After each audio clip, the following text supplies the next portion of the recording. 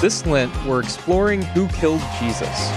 Many people are convinced that they know the answer. But we've gathered 16 suspects as we retrace the events of Holy Week in the special 6-week podcast. With your help, we'll discover who really killed Jesus. This podcast is a production of progressivechristianity.org and University Christian Church, San Diego. I'm Caleb Lyons. And I'm Marshela Salgado. This is Who Killed Jesus, a true crime podcast, Episode 5, Good Friday. Welcome back to Who Killed Jesus, where today we have finally reached Good Friday, the day where Jesus was murdered by crucifixion. But let's take a look really quickly at how we got here. And I think if we look at each day, we can see why Good Friday was ultimately inevitable. So on Palm Sunday, Jesus comes into Jerusalem and he and his followers stage an anti-imperial protest against Pontius Pilate. On Monday, Jesus goes into the temple and he overturns the money changers' table and issues this indictment, this counter-protest against the religious establishment. On Teaching Tuesday, Jesus goes back to the temple and he teaches out in the courtyard, but again teaches against the religious establishment and the purity system. On Women's Wednesday, Jesus is anointed as king by a woman in the home of someone who was seen as ritually impure. It is at that point that Judas decides to betray Jesus. And then on Maundy Thursday, Jesus has a last meal with his disciples and is betrayed by Judas and is ultimately cornered in the Garden of Gethsemane. So when you look at the events like that, it seems pretty inevitable that arrest and execution happened. Jesus stood up against empire and he stood up against the religious establishment. So Marshela, we have a good list of suspects so far. That we do, yeah. So we can begin with the Roman Empire. And with that, we have Emperor Tiberius, Pontius Pilate, Caiaphas, who was a Jewish high priest, as well as the Pharisees and the Sadducees, U.S. politics, Judas, and with Judas, that I think could also include greed and fear. We also have Jesus's disciples, which is not something you hear very often, and the Sanhedrin Council, basically. So okay, that's a good list of suspects that we've talked about so far. Yeah, yep. And they were names that came up before we started reading the book, and they have all popped up. Well, minus U.S. politics, but we can make comparisons there. That's right. And we've talked about Courtney Love. And Courtney Love. but she has not popped up in the story. She has not popped up. We're just trying to keep her relevant. Reopen that case on who killed Kurt Cobain. That's right. So other than Courtney Love, do you have any favorite suspects? I did have Caiaphas was kind of, but he's kind of waned a little bit. I think the Roman Empire, and after seeing what happened on Teaching Tuesday, the Pharisees and the Sadducees. Yeah.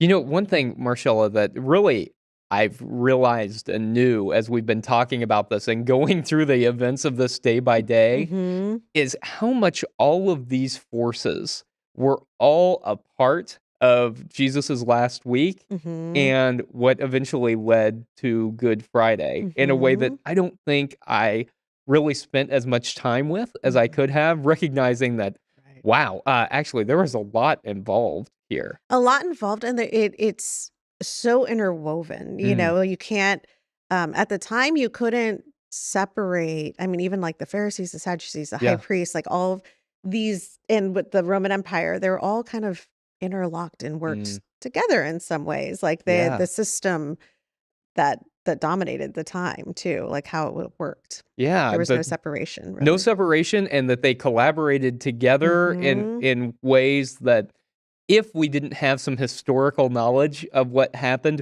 we might not really understand the way that the domination system worked and the way that religious leaders and political leaders were not really at odds with each other at all, but were really Right. collaborators. Right. Yeah. And I think that's where it brings in US politics too, because Mm-hmm. I think we see a lot of that, especially currently with stuff Yeah. that's happening with Oh, certain yeah. legislation. Yeah. Who's driving that legislation? And it's Yeah. not, it's not the same way, but very similar. Very similar. It is. I mean, the religious right intentionally manipulated U.S. politics to get certain ideals Mhm. legislated as laws. Yeah. I mean, I think about reproductive rights, Yeah. the stripping away of Yep. reproductive rights. I think about the taking away of political or voting rights, and Mhm. whether or not it is the religious right who is using U.S. politics, or whether it's U.S. politicians who want to stay in power who are using the religious right, I think Mhm. is dynamic, Right. Yeah. Yep. depending on what point in time we're talking about. But I agree. I think that very much we can see parallels today Mhm. to the religious establishment, political establishment of Jesus's day Yeah, as well. definitely. So today's Good Friday that Yay. we're talking about, and that's kind of an odd name. I know what's so good about a Friday where somebody is executed, Yeah. particularly Mm. Jesus, the person that we choose to follow. What is so good about it? And I think that's something that always kind of struck me as odd once I really thought about it. I think a Mhm. lot of us just kind of go about Good Friday and are like, well, it's Good Friday. But I remember a sermon from when I was in seminary, and a professor who was preaching and stood up and said, "Why do they call it Good Friday?" And he had kind of a voice like that. I love that. What was so very good about That's what I it? ask. And ultimately, he resolved that it's good because of the redemption that people experienced. And I think that that's what Christian theology has ultimately Mm, said, that it's God's Friday or Good Friday because of redemption. But I think that's something that we'll talk about as right. we explore what actually happened and what Mhm. it might have meant. So, Good Friday, did you have any special way that you celebrated that as you were growing up? Did you observe Good Friday? Yes, we did oftentimes. Sometimes schools wouldn't, school would close for the day. Mhm, Very much, just we lived in a very Christian community for the mhm. most part. Um, but I remember going to church sometimes I couldn't tell you what we did at church at the time when I was younger, but I do remember my very first service in college where it went on for hours, and it was the Ah, 7 final, wait, is it 7? yeah, the Yeah, 7 the last 7 sayings, last yeah, sayings, yeah, and there were sermons after yeah. each one, and these were not short Caleb sermons. I mean, and even that would be a lot because 'cause it'd be That'd be a like lot. 70 minutes of Yeah, sermons or like, 80 something. But, some of them were very, very long, yeah, but it was my very first time that I went to one of those services. It was very moving, like, listening to the words, the yeah, final words. Um, Usually a very solemn day when it came to church, yeah. but that's also when we would do, like, Easter egg hunts and stuff, Oh, like, yeah. looking forward to there was no school, so we'd go to an Easter egg hunt or something, but yeah, how about Yeah. you? I don't think I really grew up celebrating it much. I think my congregation had like an ecumenical service, but I was in school. We didn't get out for Good Mhm. Friday often, and so I didn't really observe it. I remember one of my first times observing Good Friday was a very similar service. So it 4 was, hours later. No. well, mine was 3 Oh, there you go. hours, and it was Episcopalian, so the sermons weren't real long, but it was intentionally 3 hours, and it was supposed to represent the 3 hours that Jesus hung on the cross in the Mhm. Gospel of John. So Right. noon to 3, and after each of the 7 last sayings, we had a sermon, and actually the sermon I was just talking about, Mhm. why exactly is it Good Friday? Was at that service, and it was a very meaningful thing to do one time. Exactly. I'm not sure that I would want to be doing that every Yes. year. Yeah. It's a lot. Yeah. As is everything that happens on Good Friday. There It is is a a lot. lot. Yeah. And Yeah. I think there's a lot of baggage that a lot of us bring to Good Friday. Indeed. Indeed. Because I Mm, still cannot wrap my head around, when I like what's so good about Friday, and people say, well, it's good because my Savior died for me. mhm. I don't, there's, somebody dying for me, even if they had to, what's so good about that? Like, I just don't see Mhm. the goodness in it. So yeah, there is some stuff there, some baggage. There's a lot of baggage that we need to just unpack and lay on out on the table today. So Good. let's take a quick break and let's come back and let's get into the baggage around Good Yay. Friday. Who Killed Jesus, a true crime podcast, is a special 6-week exploration of who really killed Jesus and why. This podcast is brought to you by ProgressiveChristianity.org, celebrating 30 years of reclaiming Jesus' original message of justice, peace, and liberation while proclaiming an intellectually honest Christianity. And University Christian Church, San Diego, an authentic, inclusive, and progressive congregation in the heart of San Diego's Hillcrest neighborhood that declares God's love for all people. Welcome back to Who Killed Jesus, and we are getting into the events of Good Friday. In the Gospel of Mark, our earliest gospel that we have in the New Testament, and I do think that's important, Marcella, because we've got 4 different gospels with 4 different accounts and 4 different theological Yeah. explanations of what happened. And even though Mark is first and Matthew and Luke both use Mark, Matthew and Luke also give us some different interpretations Yeah. of what's happening and why and what it means. Yeah. And then John does his own thing, as John always does. Exactly. So I think it's significant to say that we are following the Gospel of Mark and that Mark breaks this down into 3-hour intervals. So this Right. starts at 6 in the morning. Jesus is arrested in the night on Thursday and brought to the council, the Sanhedrin, one of our suspects. And they then take Jesus to Pontius Pilate. Right. And Pontius Pilate is most likely in Herod the Great's palace. And Yeah, so he doesn't usually live there, right. right? Okay. Yeah, so that was interesting, and that was something a detail I'd never thought about or even. That's a good point. Yeah, he lives in Caesarea Maritima. And so he comes into Jerusalem for the Passover celebration and for other religious festivals. But right now, that's why he's here. He's here for the Passover celebration. And that's a pilgrimage festival. That means that everyone's supposed to come to Jerusalem. And so it's packed with people who are talking all about God liberating them from empire. And so Pontius Pilate is there, and he's staying in this great palace that Herod built because Herod the Great, this is not the Herod that's in charge right now when Jesus is in his public ministry, but the Herod from the birth narratives. He built all these great things, and of course, the Roman governor wants to stay in the Right. opulent palace. Right. And so this incident takes place probably in the palace courtyard. And so we see the chief priests and the scribes, the elders, the people who are the collaborators bringing Jesus here. And there is this questioning of whether or not Jesus is the King of the Jews. Yeah. Was this something that was important to you as you Whoa, heard growing up? yes, Yeah. and yes, that's, like that sign over the cross, The like, INRI. Yeah. that is, like King of Jews, and Mhm. and the mocking of him being King of Jews, but also like, yeah, like Jesus was the King of Jews.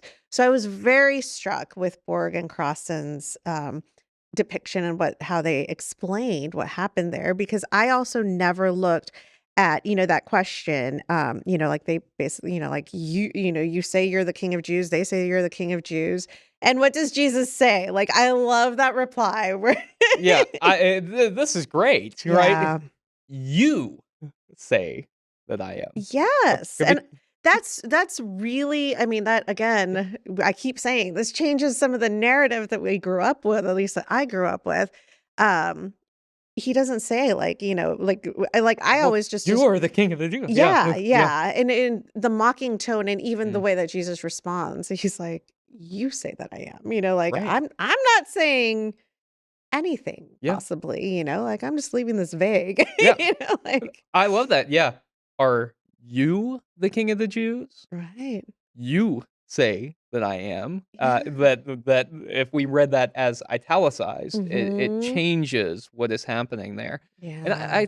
I think what's really going on here is talking about the messiahship of Mhm. Jesus, because as we've discussed before, the Mhm. Messiah was supposed to be a warrior king who was going to overthrow the powers that be and reestablish a united kingdom of Israel. That's Mhm. what Jesus's people really wanted. They wanted to rule themselves. They didn't want an empire. They had this big long history of empires Mhm. ruling them. They had this little break after the Maccabees had Right. liberated Israel for a period of almost a century, and then they were ruled by the Romans, and so they wanted somebody to come and overthrow the Roman Empire.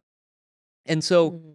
whenever we read in the Gospels this stuff about messiahship, that's Mhm. what's really at heart here Right. is whether or not people believe that Jesus was going to start a revolution to overthrow the Romans. Right. And it seems pretty likely that Jesus' followers might have thought That that he was going to do that. so you're telling me that the word Messiah wasn't like, "Oh, you're gonna come save us from our sins," Riding and in on a Jesus cloud. right. That this was a physical, like, actual liberation, like somebody that was Mhm. going to free them, and Yes. there you go. That's a great point, right? It Because is. they thought that they were going to experience that liberation Mhm. in their lifetime. Mhm. And when Jesus died and he had not done that, Mhm. yet people were claiming that he was the Messiah, Mhm. they needed to come up with a way for him to do that. Mm. And so that's why the early believers Mhm. thought that Jesus was coming back. Right. And they were wrong. Right. They were Yeah. just wrong about that, but it Right. wasn't because of anything that Jesus taught, Mhm. it was because of their own expectations about what was going to happen. I mean, we could, spend a whole lot of time talking about what happens, whenever we have our own expectations about how Right. things are going to Right. be, but certainly they did, about Jesus. So, Mhm. Barabbas is Mhm. also somebody who's important in this narrative, beginning Yeah. at this first segment, the 6 a.m. to 9 a.m. segment. So, Right. did you know much about Barabbas? I didn't. I remember learning about it a little bit more in college, in one of my theology classes, but it was nice to read this again Yeah. because basically, these are two individuals. So we had Jesus, very nonviolent, Mhm. revolutionary, and Barabbas was also a revolutionary, but he had no problem being violent, like Yeah. whatever by any means necessary, right? Yeah. So I really like that because I think he's also a forgotten character. Like, how Mhm. often do we hear anybody talk about Barabbas? Yeah. But I think that's a very clear, that Mark included him in there for a reason. Yes, and I think that distinction that you drew is so important, that Barabbas was not a bandit, but was a freedom fighter Hmm. or a terrorist, depending on if Right. you are the Jewish people in the first century or if you are Rome. Hmm. And the violent revolution, though, is is really describing more about what happened in Mark's time than Hmm. Jesus's. And this is where biblical interpretation gets real tricky Right. because we read through the story and it can be really tough to determine if what we're reading is history or if what we're reading is interpretation of the author's time. And so Hmm. I think the character of Barabbas is likely an invention of Mark to talk Hmm. about what is happening at his own time. So, as we read, starting in around 66, there was this revolt against Rome, Hmm. And it kind of came to a head in Jerusalem, and it ended up with the destruction of the temple in Jerusalem. And so that is all at play Mhm. whenever we're reading these crucifixion narratives, especially in the Gospel of Mark, because it Mhm. was happening at the time the Gospel was written. And so I think this is a commentary on the people's choice to use violence, like Right. Barabbas, instead of non-violent resistance Mhm. like Jesus. And so this whole dramatic scene about who are you going to release? Who do you want to let go? Well, Right. we're going to choose Barabbas. We're following Barabbas, right? Mhm. That that wasn't a historical thing. Mhm. Rome didn't let people off the hook just because they, I don't know, as a gesture of goodwill or something like that. Right. This was Rome. That these were revolutionaries. Right. If you revolted against Rome, Mhm. you You died. died. You died. You didn't have a chance. Right. And so maybe that is a good point to move to the 9 a.m. time, 9 to Mhm. noon. And at this time, Jesus has begun moving towards the cross. Mhm. And I don't know about you, but whenever I have pictured Jesus carrying the cross, maybe it's because of movies and stuff, but I have always pictured him like carrying The this whole whole cross. cross. Right. Have Right. you had that kind of mental image as well? Yes, there was only I don't know if it was one movie that I watched or if it was somebody explaining it to me, where I learned that it was most likely just the top part of the Hmm. cross. And so I visually I think there was a movie because I visually see it.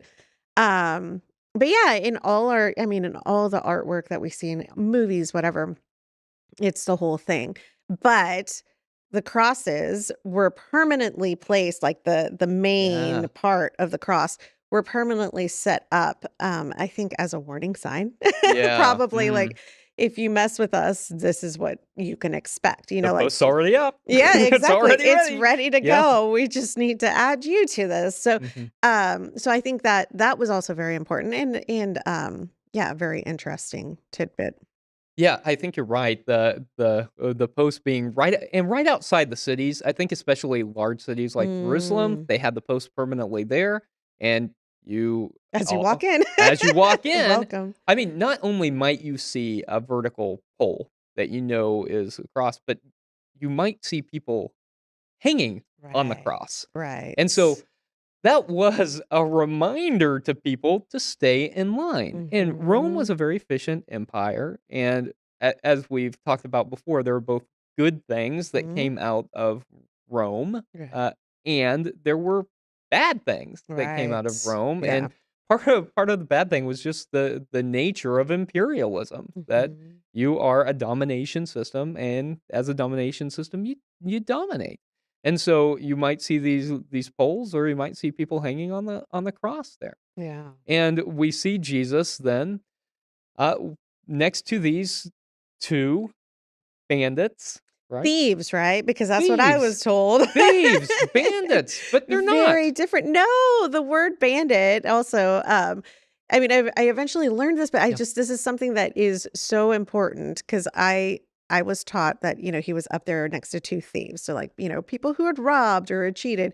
No, the word bandits literally, it could be translated, um, and it meant people who had criticized the empire, who stood up against the empire, who were scheming against the empire. So he was with people who, I mean, they weren't thieves. They weren't just common, getting in trouble for, I don't want to say minor, Yeah. minor things, but I think this is really important. It's super important. And this is maybe another important place to say that this is why it's important to recognize the differences between the gospels, Hmm. because in Luke we get this dialogue about today you'll be with me in Right. paradise and all this that is not in the gospel of Mark, and I don't Hmm. think was the intent. Hmm. And so I think, recognizing that is important. So yeah, so we've got these people who were revolutionaries, but violent Hmm. revolutionaries, and so I think it shows us that Jesus was executed as a revolutionary against Rome, but Yeah.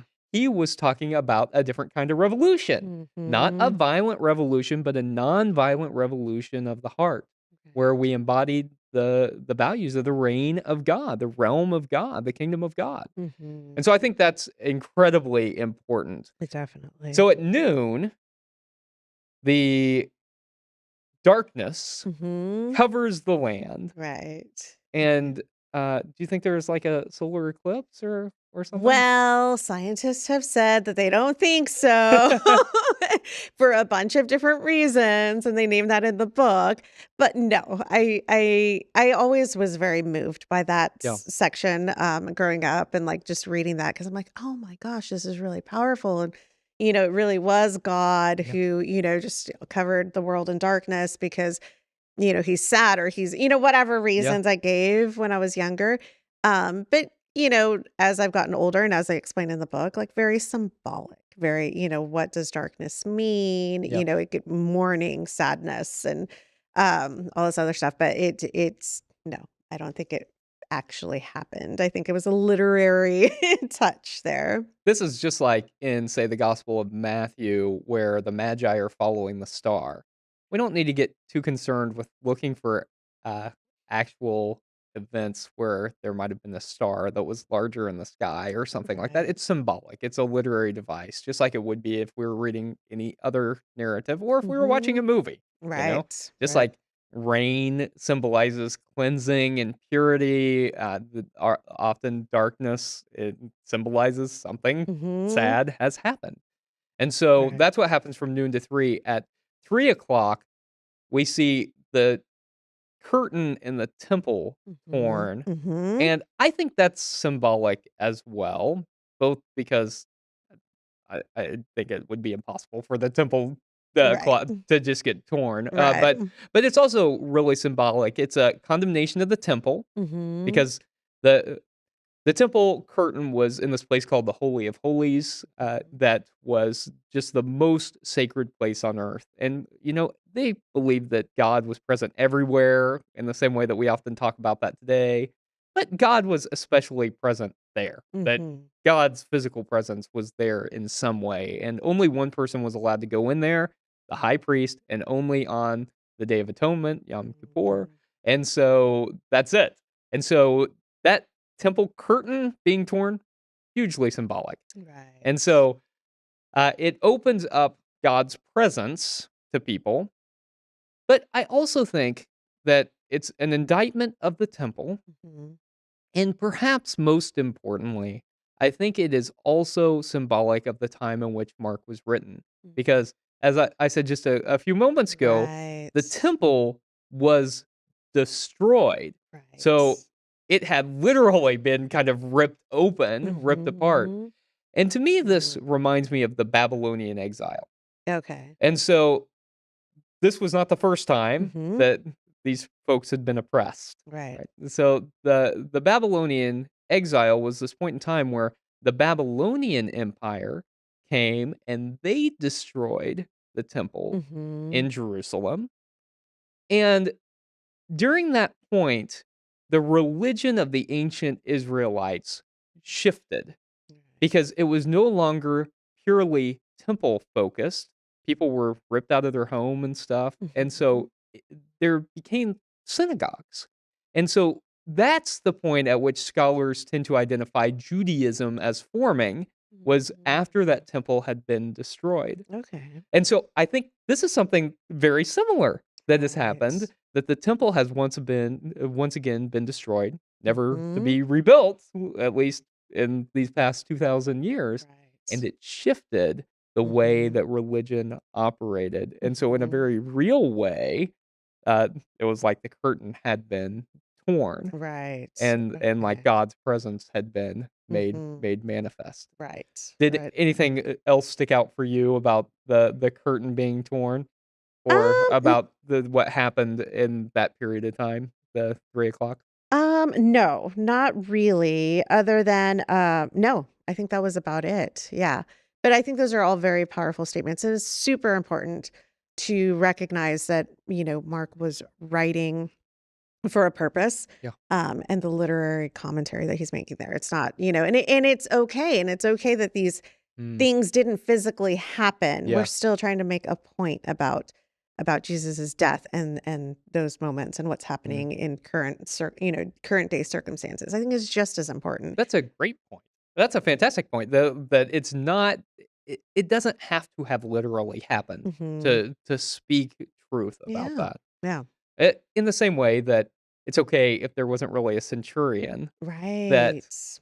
then proclaimed Jesus as the Son of God, Right. because the statement that's being made there is by picking a centurion, someone from the Roman army, Hmm. who has a loyalty to Rome, Yeah. declare that Jesus is the Son of God. Hmm. He's saying loyalty to God over empire.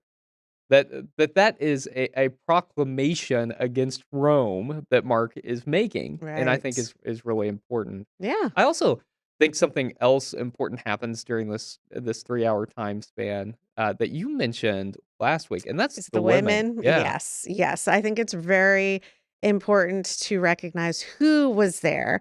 And I think it's also important because I have heard commentaries where they say that women are erased from the Bible, that they didn't. Mm, And I think it's important to note that the gospel writers do bring women and mention women in their writings. I think what's mhm. been erased has been over history, Yeah, what we're teaching in Sunday yeah. school classes from the Mm, pulpits. That's where mhm, we don't mhm. always mention the women, Yeah, but the gospel writers do, and Mark specifically mentions that the women were still there; they were present during all of this. So yeah, I think that's very, very important, and we don't hear where the male disciples went, specifically the yeah, 12. That yeah. We just know they weren't there. they were not there. And I mean, it is possible. And he does say, like Borg and Crossan do say that possibly there was less risk for the women involved at the time, but that it also speaks to Jesus and his followers and the importance that women had there Yeah, because in Jewish tradition and also in the Roman Empire, women, again, they weren't first class citizens, like they yeah, weren't, they definitely had to, be submit yeah, and they didn't have important roles yeah, really. So the fact that the women were there and were loyal followers and that he mentions that they helped fund his ministry too. Like I think yeah. all of that is really important. Yeah, and the Yeah. reminder as they're there, not at the foot of the cross in this gospel because they weren't Mhm. allowed there, but that they were the only ones there watching, that they also were the ones who funded the ministry, and they Right. remind us of Mark reminds us of that in the narrative. Yeah. So I think that's significant, and then at 6 o'clock, Joseph of Arimathea, asked to be able to bury Jesus, which Mhm. is not common. But the other thing that we get there is, I think, an important word Mhm. in Greek, which is lutron, Right. which is translated in many English Bibles as ransom. His life was a ransom for Mhm. many, but Mhm. Borg and Crossan point out that it was actually a payment for liberation. So a Right. means for liberation, which is probably a better translation. So Mhm. he gave his life as a means of liberation Mhm. for people, which I think Right. is extremely significant. So Yeah. that's something that we get here at 6 o'clock. Yeah. So Marcella, that's a lot. There's so much. There's still things that we could talk about. Yes. Yes, we tried to walk through the narrative Right. as quickly as we could, Mhm. but look, with all of that, there is a ton of embedded theology that the Mhm. church has given to us Yes. that we really do have to unpack, that we have Mhm. to deconstruct a little bit. Yeah. And so one of the pieces of this is whether or not God wanted Jesus to die or not. Right. Have you ever heard that explanation? Ooh, a lot. A lot. We hear and we I mean, we hear it all the time. Mm, God wanted Jesus to die or needed Jesus to die. mhm. Yeah, I don't like it. I don't like it either, and I think this is tied into 2 of our other suspects. So God is one Mhm. of the suspects Mhm. because this is an argument that we hear a lot, is that why did Jesus die on the cross? Because God had preordained for Jesus to die on the cross Right. because God needed Jesus to die on the cross. And the two reasons that are often given for that are tied into each other and are also two suspects on Mhm. our murder board, which are original sin and personal sin. Okay. And I think Alright. the way the argument usually goes is that in the Garden of Eden, Adam and Eve messed up, and they marred all of humanity with their their mistake. And they ate from the fruit of the tree of the knowledge of good and evil, and they knew all the things, and God got mad about that, and so they were expelled from the Garden of Eden. And then everybody who had been born from Adam and Eve had that sin, and they were marked by that mistake, and God needed something to make that right, Mm. and so needed some kind of sacrifice.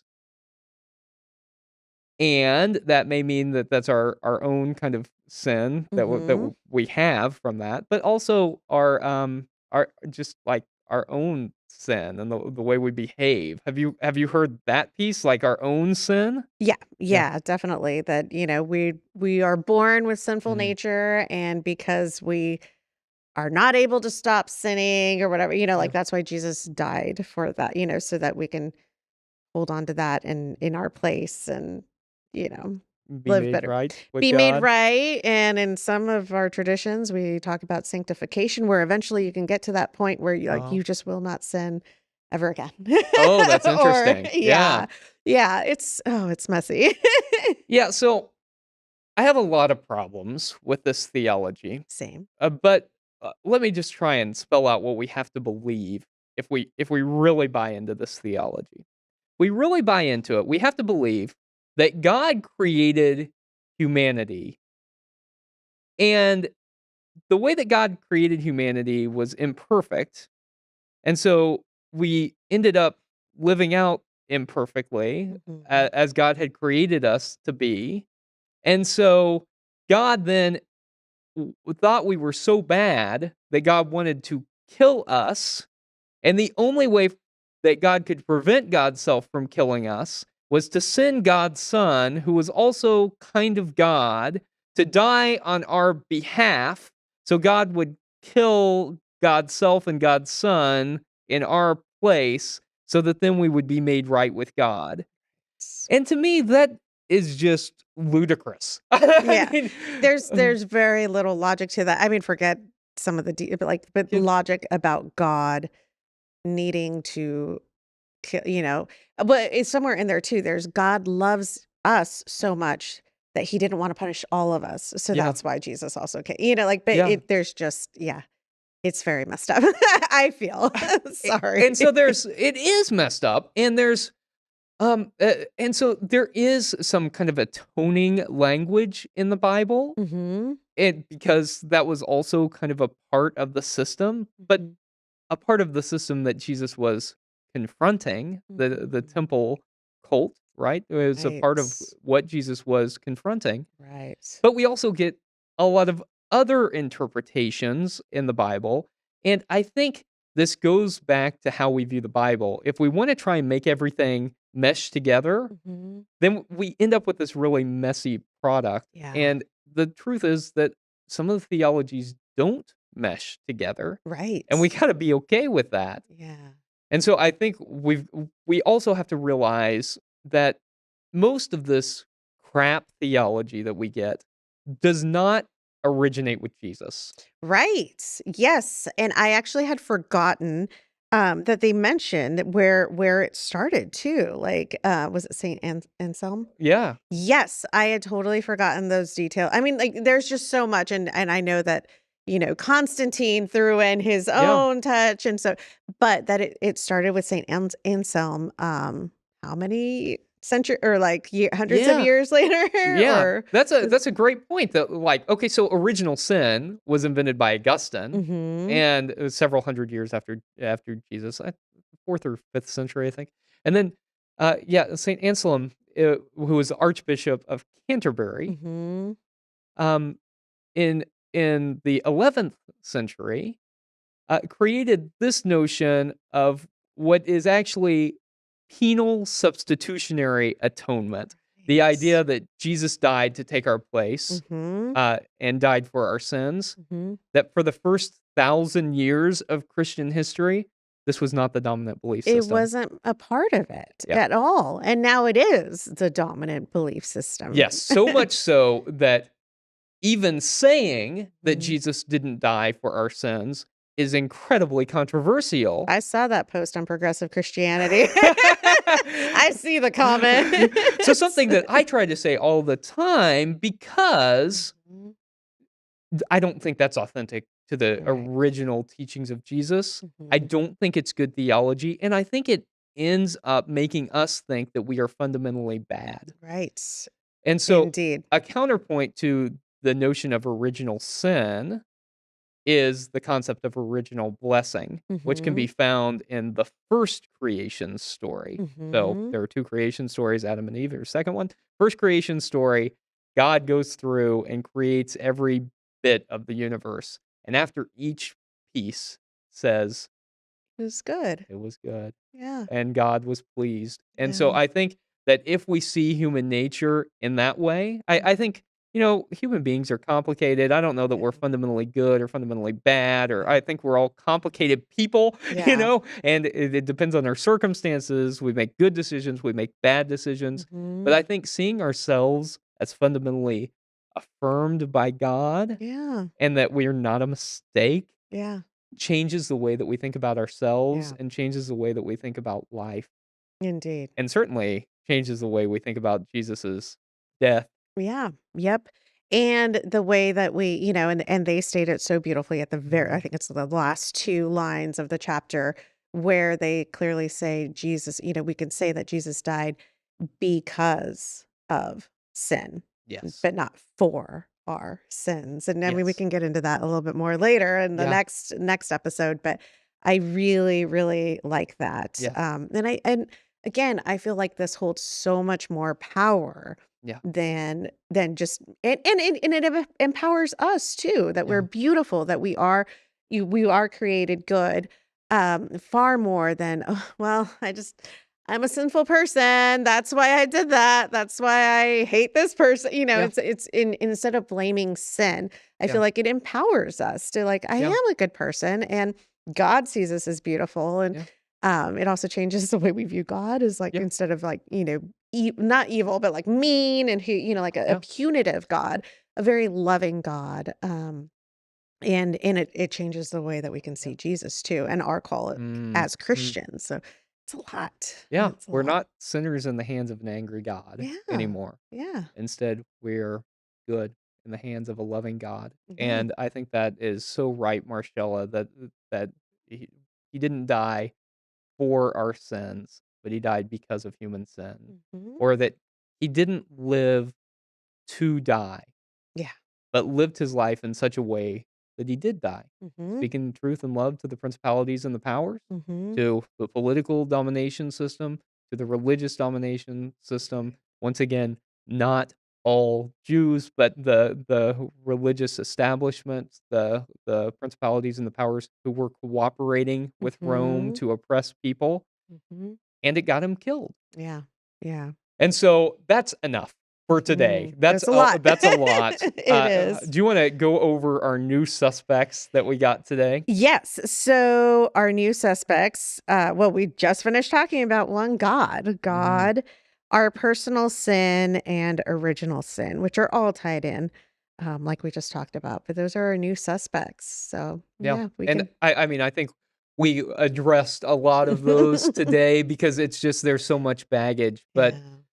next week, we're going to conclude this Yeah. series Wow. because Jesus has now been murdered, but Hmm. that's not where the story ends Hmm. in the Gospels or in history, Right. because we are continuing to talk about Jesus and what that means. So I think next week we'll come back and we'll talk about who we think is really responsible for Awesome. Jesus's death. We'll land somewhere on that, and Hmm. we'll invite those who have been listening to land somewhere on that as well. And Hmm. we'll talk about the events of Silent Saturday Mm. and Easter Sunday. Yes. We hope you can join us next time for our final episode of Who Killed Jesus?